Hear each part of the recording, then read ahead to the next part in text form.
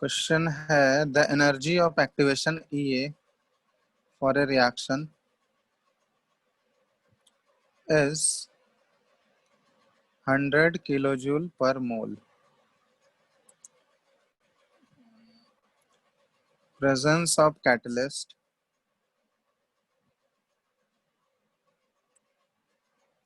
lowers the energy of activation by 75%. Stop. What will be the effect on rate of reaction at 20 degrees Celsius? Other things being equal. ठीक है, बाकी सारे चीज same रहेंगे being equal. ठीक है, rate of reaction पे क्या फर्क पड़ेगा? चलो बनाओ इसको पहले.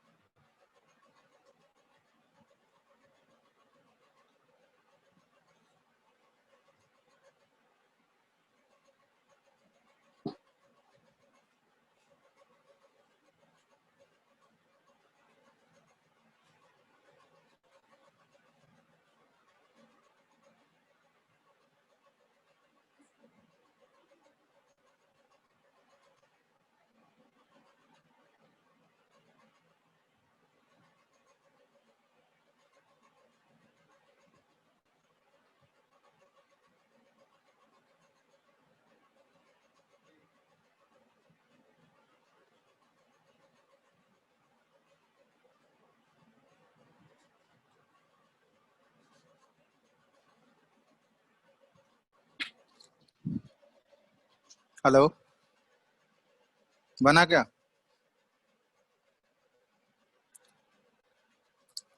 No sir.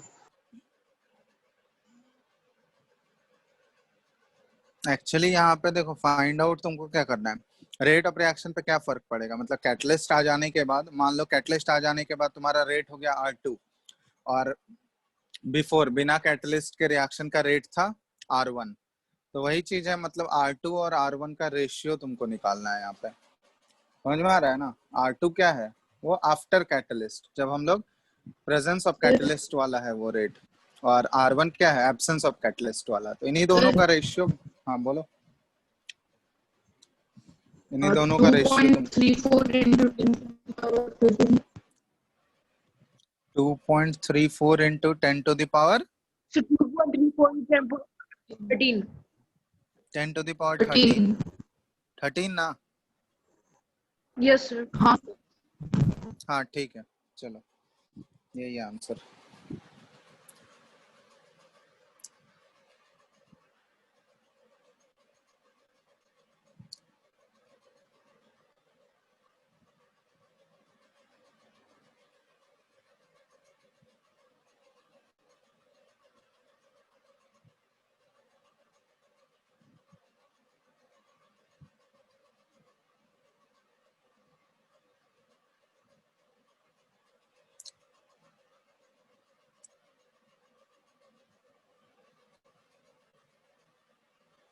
आया और किसी का?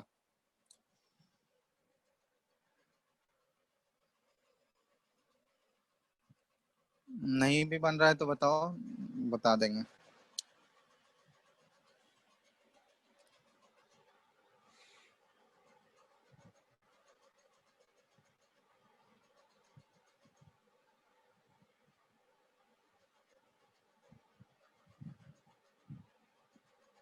कैलकुलेशन है, थोड़ा कैलकुलेशन करना होगा तुम लोगों को. ठीक है, बिना कैलकुलेशन किए नहीं होगा.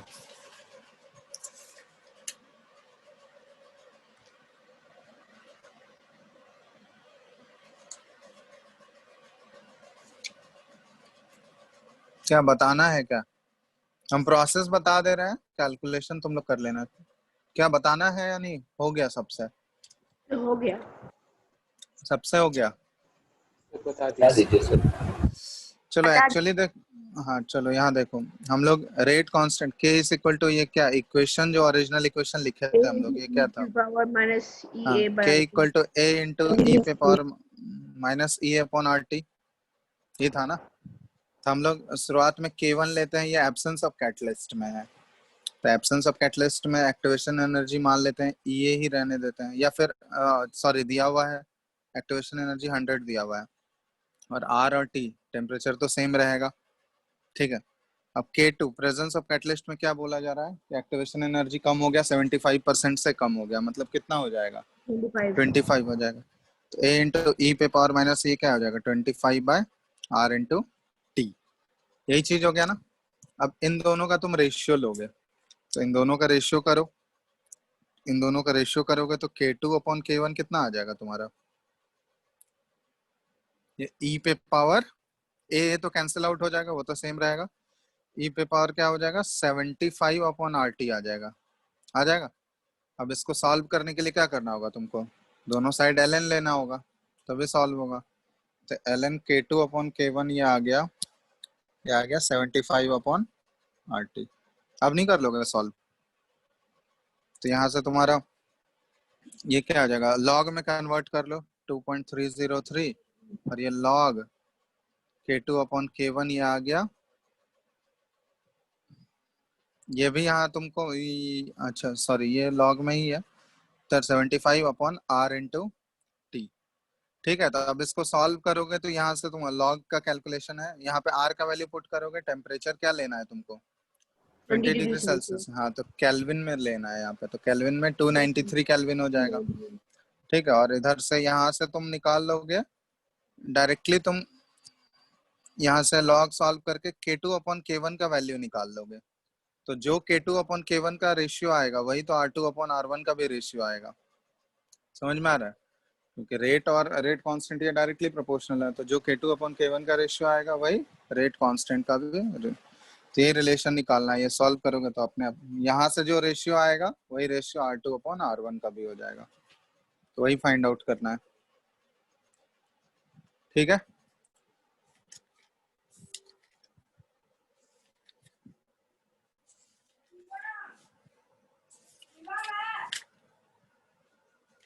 ठीक है ना, आगे बढ़े। Yes sir. Yes, sir. तब इसके हम लोग नेक्स्ट पार्ट में मूव करते हैं। नेक्स्ट पार्ट है कि देखो एक मैकेनिज्म होता है कि अगर डिफरेंट स्टेप्स दिए रहेंगे रिएक्शन के, तो उससे हम लोग मैकेनिज्म डिराइव करते हैं। तो मैकेनिज्म डिराइव करते हैं तो इसके लिए देखो दो टाइप के रिएक्शन होते हैं, तो ये जानना जरूरी है। There are two types of reaction,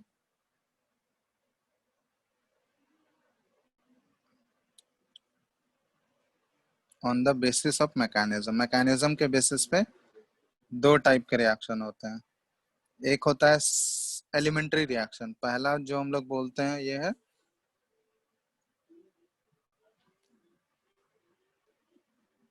elementary reaction, या फिर इसी को हम लोग बोलते हैं सिंपल रिएक्शन। एलिमेंट्री रिएक्शन या सिंपल रिएक्शन का मतलब क्या हुआ कि वो ऐसा रिएक्शन जो कि सिंगल स्टेप में होता हो, मतलब हमको पता है कि सिंगल स्टेप में उसमें कोई भी इंटरमीडिएट बीच वाला स्टेट फॉर्म नहीं हो रहा है, ठीक है, उसको हम लोग बोलते हैं एलिमेंट्री या फिर सिंपल रिएक्शन। तो ऐसे डिफाइन कर सकते हैं, the reaction which is the reaction, या ऐसे लिख लो, those reactions which take place in a single step, ठीक है, सिंगल स्टेप में होगा विदाउट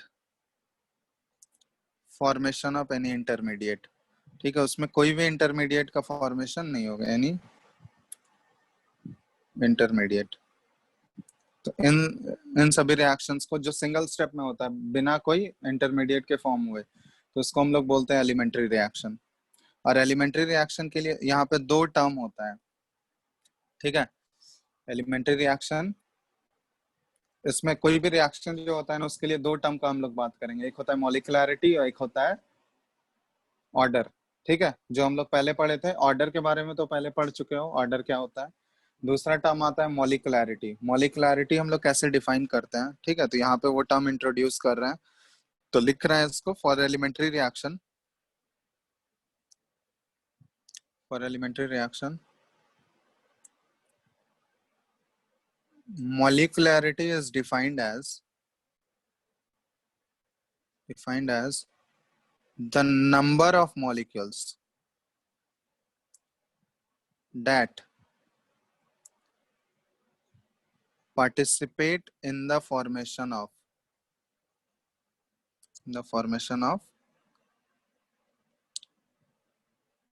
transition state, कि जितने नंबर ऑफ मॉलिक्यूल्स जो पार्टिसिपेट कर रहे हैं, रिएक्टेंट के कितने नंबर ऑफ मॉलिक्यूल्स रिएक्ट करके ट्रांजिशन स्टेट बनाने में हेल्प कर रहे हैं, ठीक है, फॉर्मेशन ऑफ ट्रांजिशन स्टेट, या फिर ट्रांजिशन स्टेट को ही हम लोग एक्टिवेटेड कॉम्प्लेक्स भी बोलते हैं। तो जितने नंबर ऑफ मॉलिक्यूल्स पार्टिसिपेट कर रहे होंगे उन्हीं नंबर ऑफ मॉलिक्यूल्स को हम लोग बोलते हैं, total number of molecules count कर लोगे और वही टोटल नंबर ऑफ मॉलिक्यूल्स जितना आएगा वही मॉलिकुलैरिटी हो जाएगा। जैसे मान लो फॉर एग्जांपल हम लोग ये रिएक्शन ले रहे हैं H2 + I2, ये बना रहा है HI, ठीक है, 2 मॉलिक्यूल्स ऑफ HI। तो अब यहाँ पे देखो ये हमको पता है पहले से, ये दिया हुआ है कि एलिमेंट्री रिएक्शन है, मतलब सिंगल स्टेप में हो रहा है।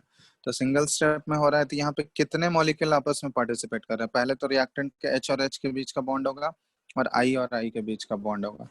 ट्रांजिशन स्टेट में जब जा रहा होगा ये दोनों, जब प्रोडक्ट में फॉर्मेशन होने से पहले एक ट्रांजिशन स्टेट, बीच वाला स्टेट आएगा ना, तो बीच वाले स्टेट में क्या होगा कि रिएक्टेंट का बॉन्ड ना तो कम्प्लीटली ब्रेक हुआ होगा और प्रोडक्ट का बॉन्ड ना तो कम्प्लीटली फॉर्म हुआ होगा। तो ये इस टाइप का कुछ डॉटेड लाइन के साथ ये ट्रांजिशन स्टेट आएगा, यही होगा ना ट्रांजिशन स्टेट इसका, ठीक है। तो ये है इसका ट्रांजिशन स्टेट, ऐसे है। आई और आई के बीच में नहीं रहेगा डॉटेड लाइंस?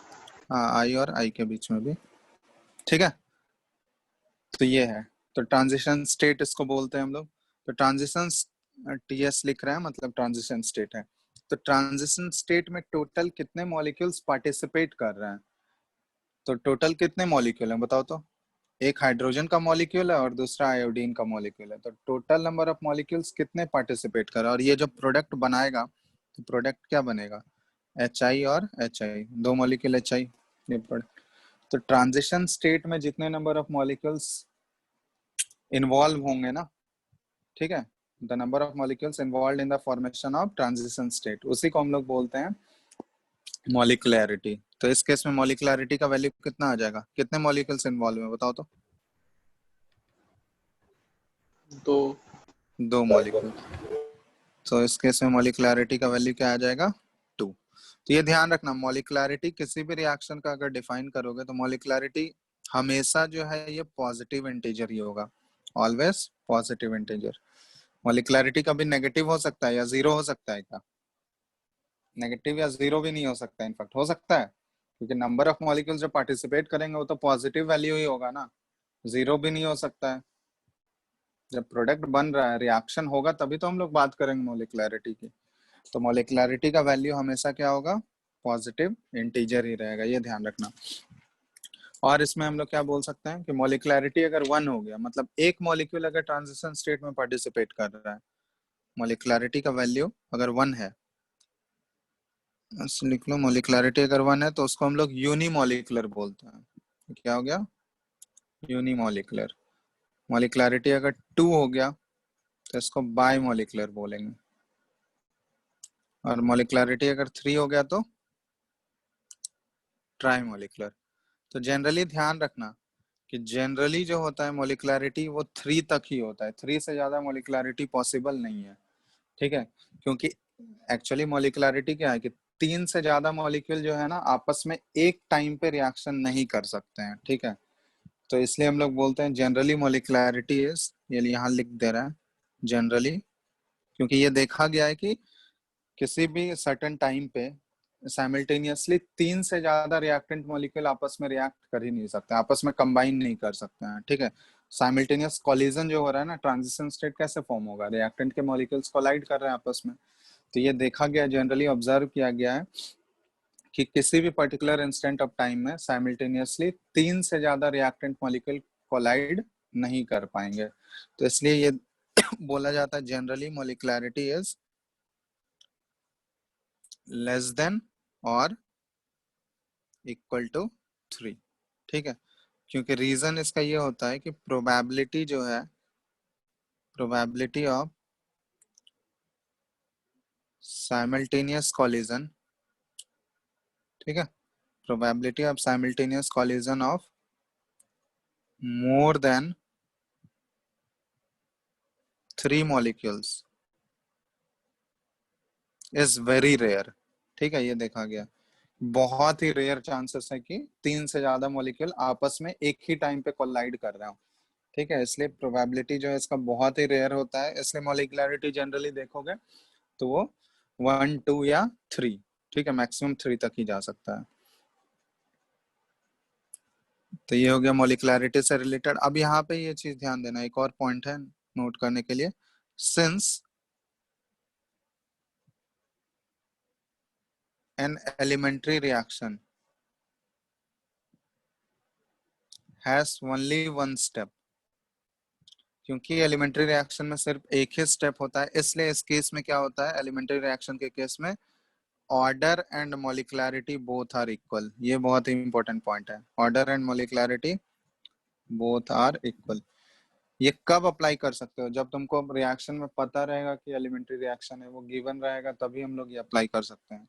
कि अगर एलिमेंट्री रिएक्शन तुमको दिया हुआ है तो जो उसका ऑर्डर होगा वही उसका मोलिकुलरिटी बन जाएगा। ठीक है, मतलब इनफैक्ट हम लोग ऐसे बोल सकते हैं कि अगर वो एलिमेंट्री रिएक्शन पता है मेरे को, तो हम लोग ये बोल सकते हैं कि जो उसका स्टोक्योमेट्रिक कोफिशिएंट होगा, क्योंकि नंबर ऑफ मॉलिक्यूल्स तो वहीं से आएगा, स्टोक्योमेट्रिक कोफिशिएंट से ही आएगा।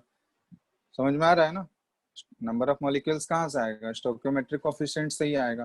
तो जो उसका स्टोक्योमेट्रिक कोफिशिएंट हो जाएगा वही उस केस में क्या बन जाएगा, उसका ऑर्डर बन जाएगा। कब ये हम लोग बोल सकते हैं, जब हमको पता चल गया कि वो कौन सा रिएक्शन है, एलिमेंट्री रिएक्शन। हम लोग रिएक्शन देख के कभी नहीं बता सकते हैं कि वो एलिमेंट्री होगा या कॉम्प्लेक्स होगा। ठीक है, तो ये चीज ध्यान रखना। वो अगर क्वेश्चन में स्पेसिफिकली तुमको मेंशन किया हुआ है कि एलिमेंट्री है, मतलब सिंगल स्टेप में है, तब उस केस में हम लोग उसके स्टोक्योमेट्रिक कोफिशिएंट को ऑर्डर से रिलेट कर सकते हैं। ठीक है, तो ये चीज हो गया, किसके लिए है ये, एलिमेंट्री रिएक्शन के लिए।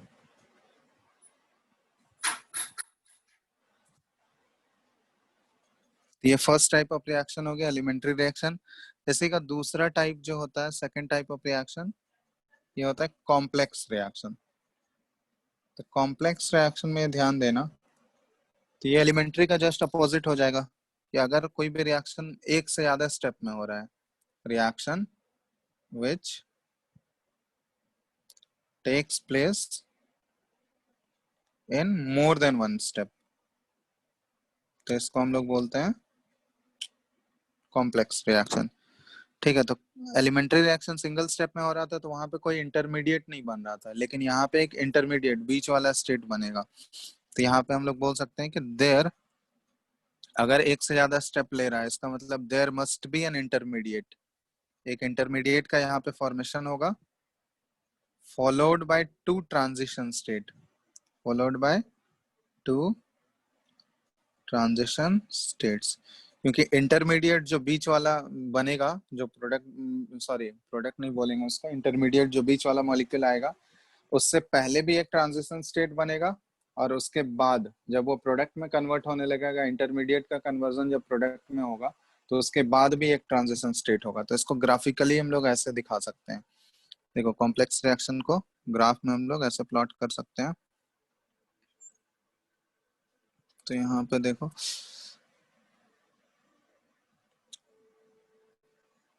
तो इंटरमीडिएट से पहले एक ट्रांजिशन स्टेट आएगा और दूसरा इंटरमीडिएट के बाद आएगा। तो यहाँ पे हम लोग एनर्जी ले रहा है वाई एक्सिस पे, और एक्स एक्सिस पे ले रहा है रिएक्शन कोऑर्डिनेट ले रहा है। ठीक है, तो यहाँ से स्टार्ट कर रहे हैं हम लोग।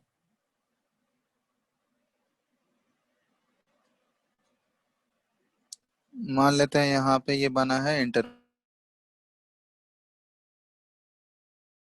इंटरमीडिएट। ठीक है, आई से डिनोट कर रहा है इसको। इसको दोनों को सेम नहीं है, जरूरी नहीं है सेम है होगा, वो ऊपर नीचे भी हो सकता है, ठीक है। तो ये कुछ ऐसे ले रहे हैं, इसको नीचे ले लेता है, ठीक है। तो इधर आ गया ये प्रोडक्ट, ये है रिएक्टेंट। अब देखो ये इंटरमीडिएट है, बीच वाला जो मॉलिक्यूल बनेगा जब वो रिएक्टेंट प्रोडक्ट एक से ज्यादा स्टेप में हो रहा है ना, तो एक से ज्यादा स्टेप में होगा तो ऑब्वियसली वहां पे एक इंटरमीडिएट आएगा ही। तो इंटरमीडिएट से पहले ये रिएक्टेंट जब इंटरमीडिएट में जा रहा है तो यहाँ पे ये क्या है, ये पहला वाला जो ट्रांजिशन स्टेट आया है इसको ट्रांजिशन स्टेट 1 बोल देते हैं, जो रिएक्टेंट और इंटरमीडिएट के बीच में आएगा। अब दूसरा ट्रांजिशन स्टेट आएगा जब इंटरमीडिएट प्रोडक्ट में कन्वर्ट होने वाला होगा, तो वहां पे एक दूसरा ट्रांजिशन स्टेट क्रिएट होगा, इसको ट्रांजिशन स्टेट 2 बोलते हैं हम लोग, ठीक है। तो ये है इस केस में, कॉम्प्लेक्स रिएक्शन के केस में अगर मान लो एक इंटरमीडिएट अगर बन रहा है तो एक इंटरमीडिएट में मिनिमम 2 ट्रांजिशन स्टेट मिलेंगे, एक ट्रांजिशन स्टेट इंटरमीडिएट से पहले और एक ट्रांजिशन स्टेट इंटरमीडिएट के बाद। अगर मान लो इस केस में एक से ज्यादा अगर इंटरमीडिएट हो रहा है तो उस केस में ट्रांजिशन स्टेट का वैल्यू क्या हो जाएगा, और नंबर जो हो जाएगा वो इंक्रीज होगा, क्योंकि हर एक इंटरमीडिएट को 2 ट्रांजिशन स्टेट चाहिए, एक इंटरमीडिएट से पहले वाला और एक इंटरमीडिएट के बाद वाला। Sir transition state 1 transition state 2 से ज्यादा ही होगा, क्या होगा ज्यादा? हमेशा ज्यादा होगा। हमने ज्यादा मतलब एनर्जी का वैल्यू? नहीं नहीं, वो जस्ट हम लोग रिप्रेजेंट किए हैं, वो तो डिपेंड करेगा ना, एनर्जी बहुत सारे फैक्टर्स पे डिपेंड करता है, थर्मोडायनामिक पैरामीटर्स होते हैं उसके। तो यहाँ पे हम लोग वैसे एग्जैक्ट वैल्यू नहीं बता रहे, जस्ट हम रिप्रेजेंट किए, ठीक है। मतलब ये चीज है कि ट्रांजिशन स्टेट का जो एनर्जी होगा वो रिएक्टेंट और प्रोडक्ट इन दोनों के एनर्जी से हमेशा बराबर होगा, लेकिन इन दोनों ट्रांजिशन स्टेट को हम लोग ऐसे कंपेयर नहीं कर सकते हैं, उसके लिए हमको प्रॉपर डेटा चाहिए, क्योंकि बहुत एनर्जी को डायरेक्ट ऐसे थोड़ी बता सकते हैं, बहुत सारे थर्मोडायनेमिक पैरामीटर्स होते हैं ना इन्वॉल्व, तो वो सारे फैक्टर्स इसमें इन्वॉल्व होंगे वो डिटरमाइन करने के लिए, ठीक है। हम लोग ऐसे देख के नहीं बता सकते हैं।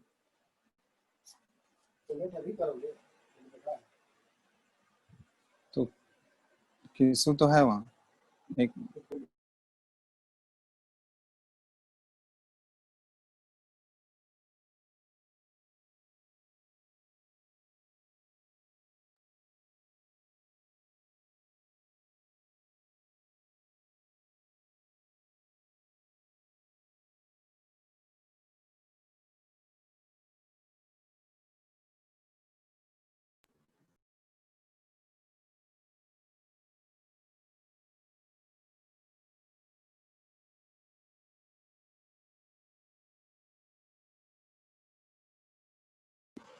हेलो, ठीक है। Yes sir. चलो तो ये हो गया इसके लिए, और हम लिख लेते हैं next.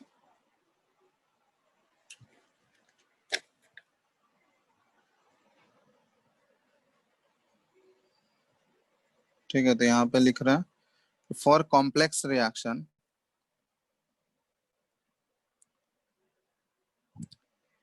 Each step has its own molecularity. Complex reaction के केस में क्या हो रहा है कि हर एक स्टेप के पास अपना अलग मॉलिक्युलरिटी आएगा, क्योंकि जितने नंबर ऑफ स्टेप्स पढ़ेंगे हर एक स्टेप का मॉलिक्युलरिटी उतना ज्यादा होगा। तो मॉलिक्युलरिटी अगर बढ़ गया तो इसका मतलब हम लोग बोल सकते हैं कि but the net complex reaction का अगर मॉलिक्युलरिटी पूछा जाए, बट द नेट मॉलिक्युलरिटी, ठीक है, बट द नेट मॉलिक्युलरिटी ऑफ,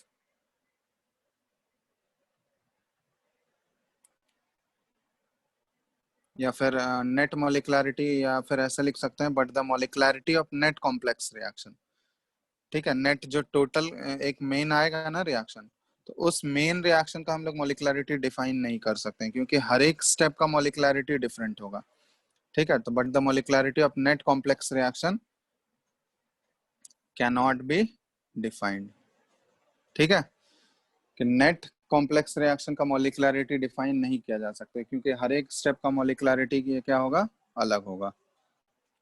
तो ओवरऑल हम लोग मॉलिक्युलरिटी किसी भी पर्टिकुलर रिएक्शन, कॉम्प्लेक्स रिएक्शन का ओवरऑल मॉलिक्युलरिटी डिफाइन नहीं कर सकते हैं, ठीक है। नेक्स्ट है, देखो यहाँ पे एक चीज होता है कि order of A reaction, order of A reaction is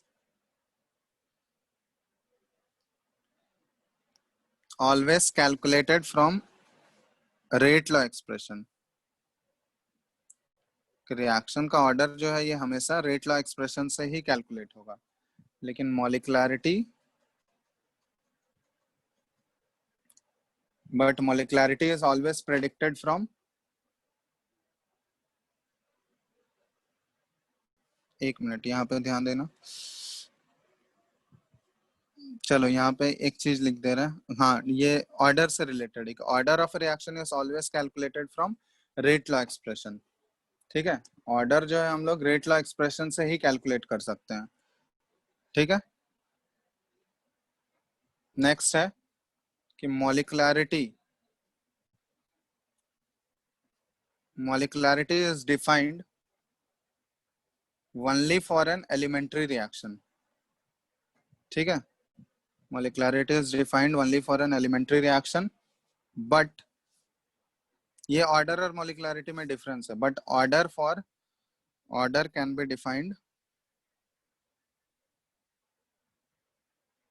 both for elementary as well as complex. Complex reaction. ठीक है, ये चीज ध्यान देना, क्योंकि मॉलिक्युलैरिटी कॉम्प्लेक्स के लिए डिफाइन नहीं किया जा सकता, लेकिन ऑर्डर के केस में क्या है, तो ऑर्डर जो है एलिमेंट्री और कॉम्प्लेक्स दोनों से हम लोग दोनों के लिए डिफाइन कर सकते हैं। ऑर्डर जो है ये हमेशा रेट लॉ एक्सप्रेशन से ही कैलकुलेट होगा। ठीक है,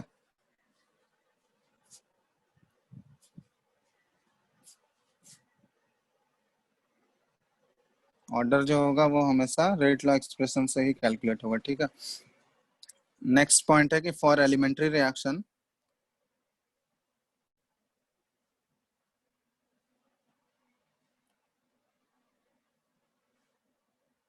order and molecularity both are same। ठीक है, एलिमेंट्री रिएक्शन के लिए ऑर्डर और मोलिकुलरिटी दोनों जो होगा वो सेम होगा।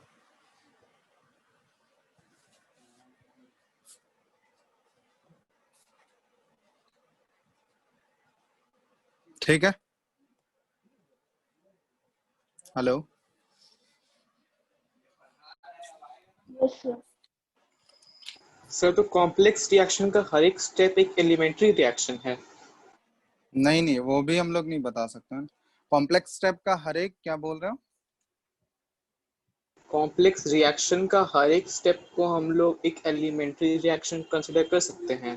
हाँ, अगर वो पूरा मैकेनिज्म दिया हुआ होगा ना, अगर कोई भी कॉम्प्लेक्स रिएक्शन दिया हुआ है, उसका सारा मैकेनिज्म अगर लिखा हुआ है, सारे स्टेप्स अगर लिखे हुए हैं, तो फिर उसमें क्या होगा कि हर एक स्टेप जो होगा वो सिंगल स्टेप होगा। ठीक है, लेकिन रिएक्शन का रेट जो होता है या रेट ऑफ रिएक्शन जो होता है वो सबसे, मैकेनिज्म अभी डिराइव करवाएंगे मैकेनिज्म, तो वो मैकेनिज्म में बताएंगे कि रेट लॉ एक्सप्रेशन जो है हम लोग सबसे स्लोएस्ट स्टेप से ही लिखते हैं। ठीक है,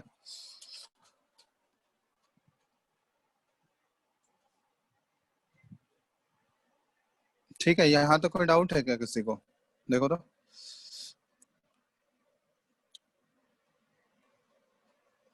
हेलो, हेलो,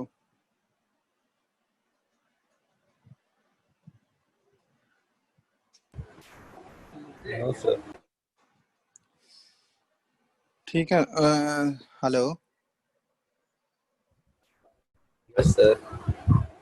चलो यहाँ तक किसी को कुछ पूछना है क्या? एक्चुअली काम आ गया, यहाँ तक पूछना है तो पूछो जल्दी, फिर हम लोग आगे नेक्स्ट क्लास में करते हैं। कुछ पूछना है, बताओ यहाँ तक अगर कोई डाउट है तो।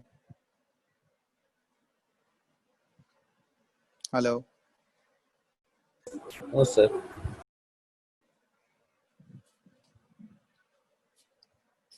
पूछना है कुछ? सर